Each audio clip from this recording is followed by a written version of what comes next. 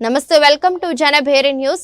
పుత్తూరు అటవీ శాఖ రేంజి పరిధిలోని పిచ్చాటూరు మండలం అటవీ ప్రాంతంలో మంగళవారం కల్లత్తూరు బీట్ ఫారెస్ట్ అధికారులు తనిఖీలు నిర్వహించారు. ఇందులో భాగంగా పుత్తూరు అటవీ శాఖ క్షేత్ర అధికారి మాధవికి వచ్చిన రహస్య సమాచారం మేరకు అధికారులను అప్రమత్తం చేశారు. పిచ్చాటూరు కల్లత్తూరు ఫారెస్ట్ బీటులో ఎర్రచందనం దుంగలను 4 వ్యక్తులు పోగు చేస్తున్నట్టు తెలిసిందని సెక్షన్ ఆఫీసర్ రవిప్రకాష్ తెలిపారు.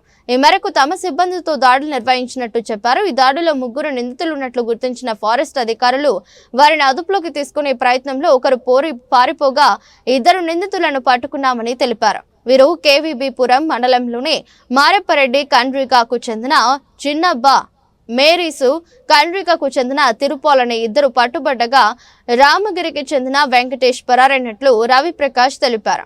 వీరి వద్ద నుండి 107 కేజీల బరువు కలిగిన సుమారు 75,000 విలువైన 15 ఎర్రచందనం దుంగలను స్వాధీనం చేసుకుని కేసు నమోదు చేసి నిందితులను రిమాండ్ కు తరలించినట్లు తెలిపారు. ఈ దాడుల్లో బీట్ ఆఫీసర్లు సురేష్, వాసు, లోకనాథం, రవి, బేస్ క్యాంప్ సిబ్బంది పాల్గొన్నారు. 19వ తేదీ పుత్తూరు ఎఫ్ఆర్ఓకి అందిన రహస్య సమాచారం మేరకు పిచ్చాటూరు సెక్షన్ ఆఫీసర్ అయిన నేను ఎఫ్బీఓలు కలిసి మైల చెరువు కలత్తూరు బీట్ నందు మైల చెరువు ప్రదేశానికి 10:30 సమయానికి చేరుకున్నాము.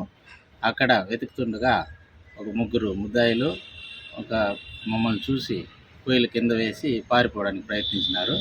వాళ్ళని వెంబడించి మేము ఒక 2 పట్టుకున్నాము. వాళ్ళని విచారించగా వాళ్ళు ఒకరు తిరుపాలని చెప్పినాడు, అతను మోరిస్ కంట్రీకి చెందినవాడు. ఒక అతను మన చిన్నబ్బా, అతను మారెప్పరెడ్డి కంట్రీకి చెందినవాడు. ఇంకొక పారిపోయిన అతను ఎవరని విచారించగా అతను రామగిరికి చెందిన వెంకటేష్ అని చెప్పినారు. వారు తెచ్చిన కోయిలన్నీ లెక్కించగా 15 ఉన్నాయి. ఆ 15 తూకం వేస్తే 107 కేజీలుగా ఉన్నవి. వాటి విలువ సుమారు 70,000గా ఉన్నది. తిరుపతి ఎర్రచందనం కోర్టుకు తరలిస్తున్నాము.